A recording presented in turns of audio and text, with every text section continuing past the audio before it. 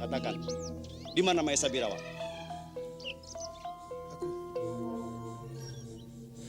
Aku tidak tahu. Hei!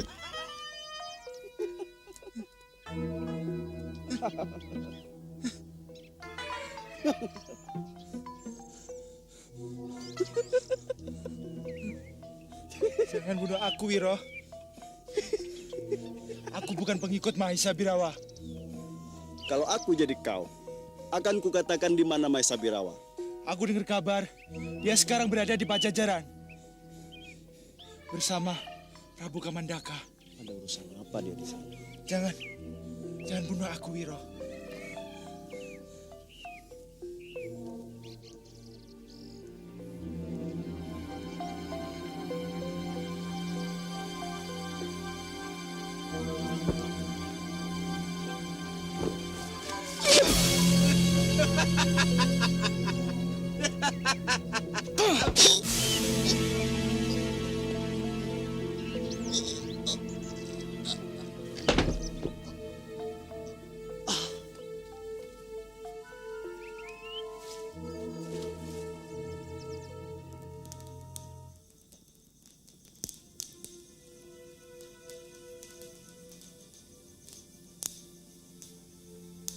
Mau apa Maesa Birawa pergi ke Pajajaran?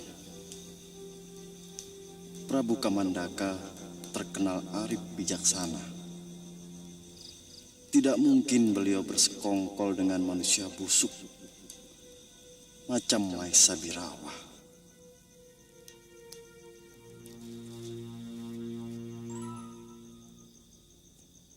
Malam di kaki bukit, diintip hantu wanita. Serigala dan ular keluar mencari mangsa. Duduk di dekat api resiko sedikit. Tapi diam di semak-semak. Wah, itu berbahaya.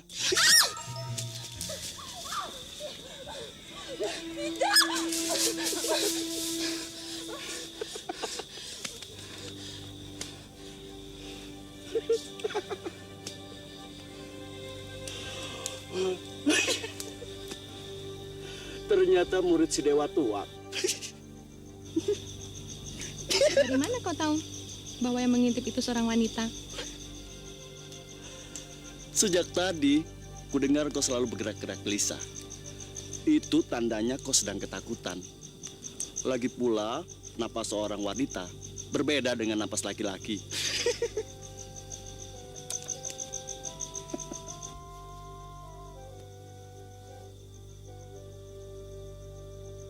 Gurumu yang menyuruh mengikuti aku.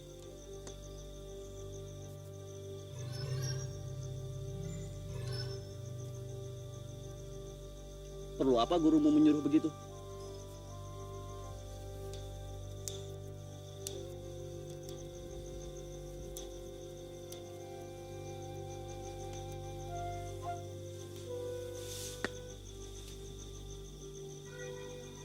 Dia tetap ingin menjodohkan kau dan aku.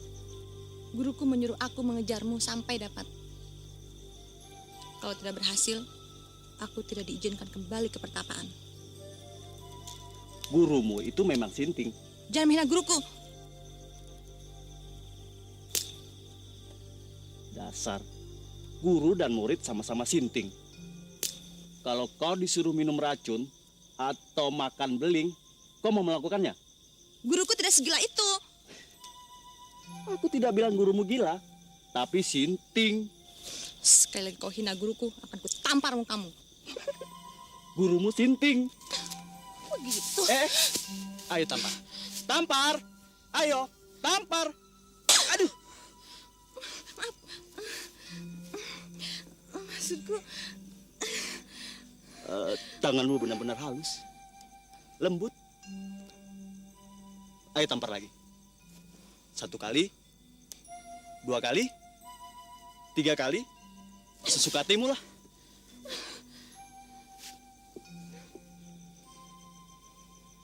Kenapa diam? Tanganmu sakit ya?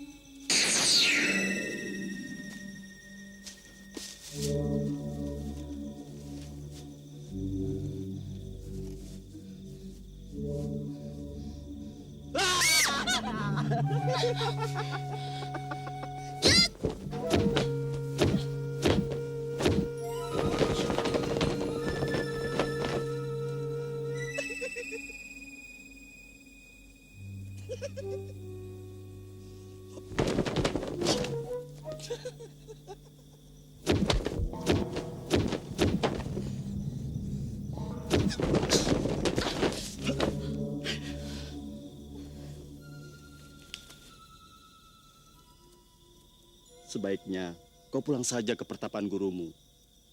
Bilang saja kau tidak bertemu dengan aku. Aku akan dihukum guruku. Kamu tahu, guruku sangat marah bila kemauannya tidak dilaksanakan.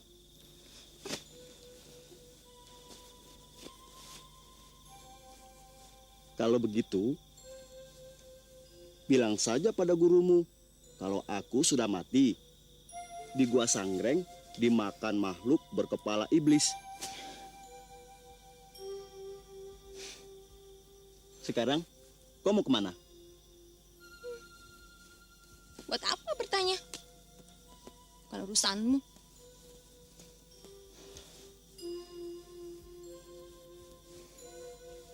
Kalau begitu, kita tidur saja di sini. Besok pagi-pagi, kita lanjutkan perjalanan masing-masing. Kau tidur di sini, aku tidur di sana.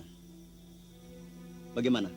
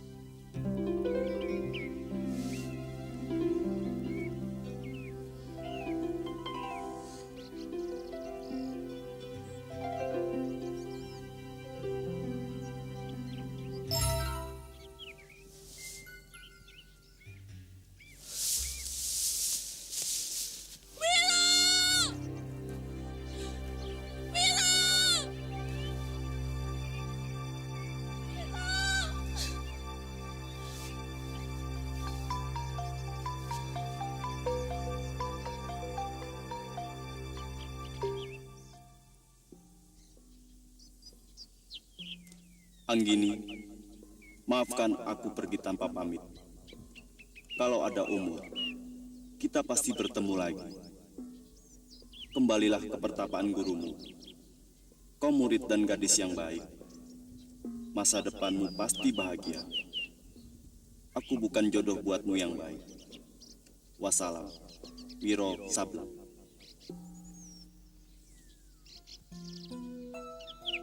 Semula, karena disuruh guru aku mengejarmu. Tapi sekarang, aku akan mengejarmu karena dorongan perasaan hatiku sendiri, Wiro.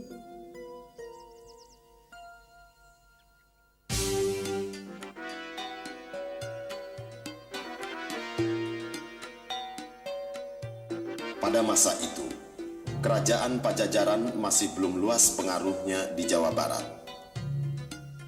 Bahkan dengan Kesultanan Banten di pantai utara, masih terjalin hubungan baik. Belum ada silang sengketa. Di bawah pemerintahan Prabu Kamandaka, kerajaan Pajajaran aman tentram, penduduknya hidup berkecukupan.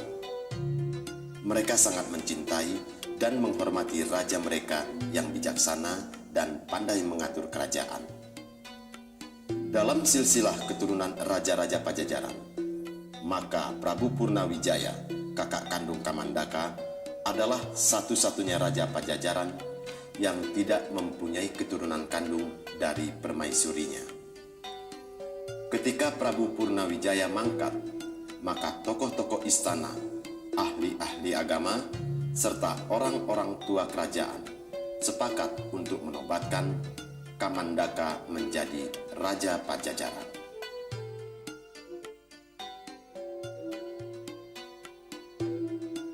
Dari seorang selirnya, almarhum Prabu Purnawijaya mempunyai putra bernama Werku Alit. Ketika Kamandaka dinobatkan sebagai raja, timbul iri dan dengki di hati Werku Alit.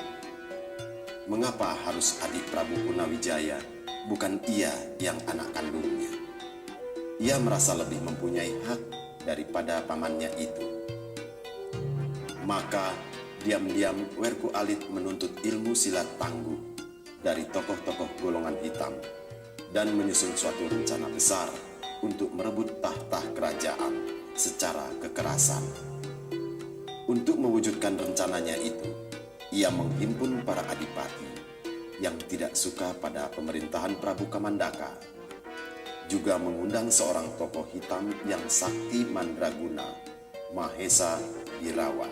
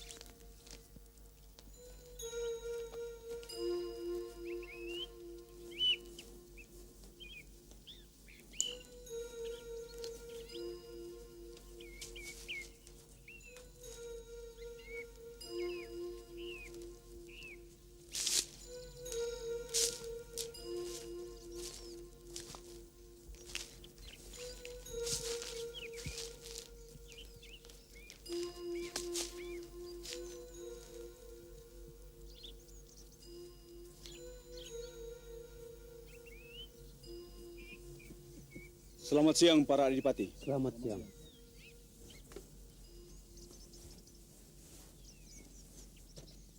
Silakan duduk. Kapan saatnya kita menggempur Pajajaran?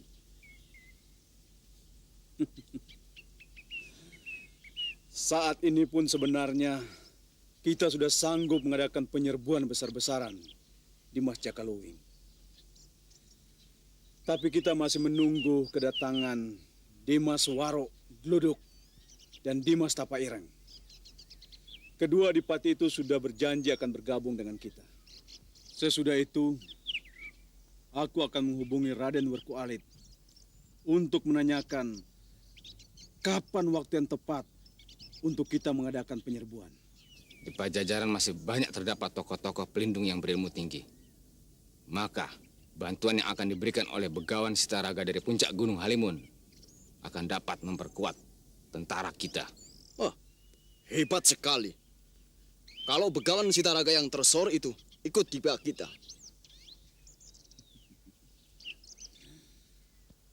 Sebenarnya Begawan Citaraga punya dendam kesumat dengan kakek Prabu Kamandaka. Kalau begitu usianya sudah di atas 100 tahun. Iya, tapi ilmunya sangat ampuh.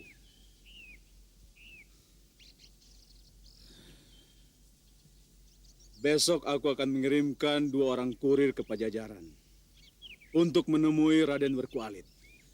Aku ingin dia menyebarkan mata-mata di dalam istana. Kita cari tahu apakah gerakan kita ini diketahui Prabu Kamandaka. Dan jangan lupa untuk meneliti pertahanan di bagian mana yang lemah.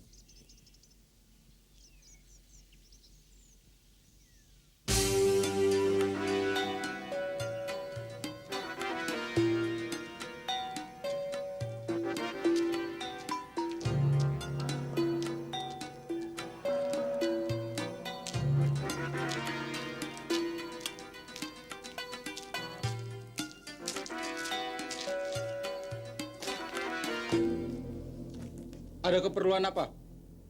Aku mau bertemu Raden Werku Alit. Katakan, Udayana datang menghadap. Beliau sudah tahu. Tunggu di sini.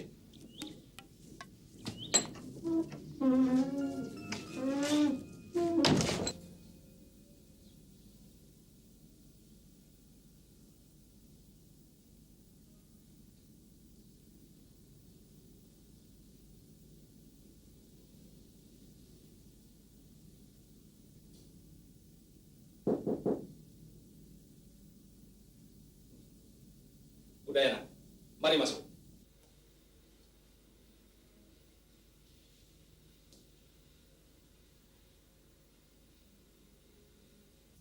Ada kabar apa, Udayana? Aku sedang sibuk. Ampun, Raden.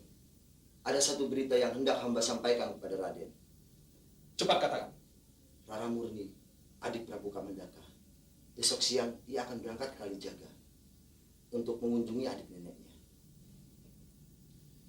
Tidak percuma kau menjadi kepala urusan rumah tangga Prabu Kamandaka. Suruh seorang mata-mata kita untuk menemui kepala pasukan Kalasrenggi. Katakan, aku mau bertemu malam ini di Pondok Tua di luar tembok kerajaan. Perintah Raden siap hamba laksanakan.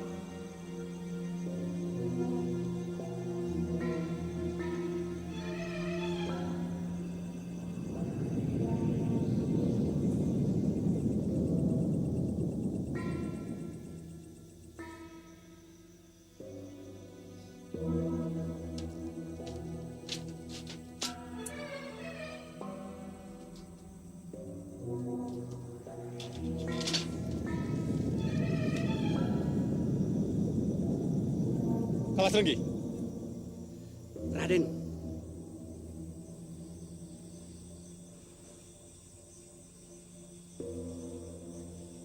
Sebaiknya kita bicara di dalam.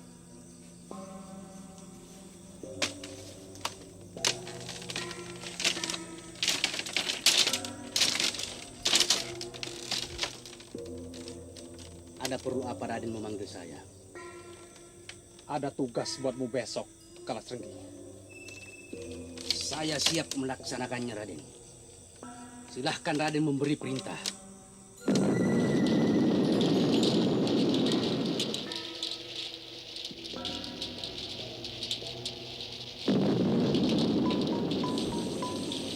Kau kenal dia? Rupanya saya belum pernah melihatnya. Jangan-jangan dia mata-mata Prabu Kamandaka.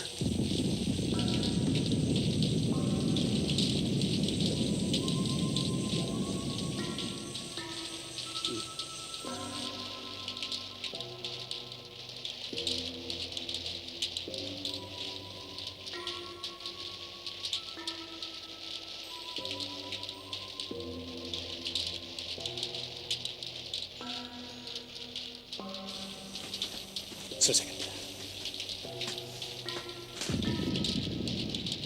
Anak muda, siapa kau? Mau apa ke sini? Di luar hujan, mengapa aku tidak boleh berteduh di sini? Kurang ngajar. Cepat tinggal ke tempat ini. Nanti saja, kalau hujan sudah berhenti. Lagi pula, aku juga tidak mau tinggal di sini. Kotor dan bau. Setan!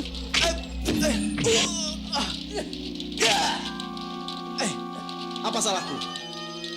Prajurit kerajaan harus membela rakyat. Jangan main hakim sendiri.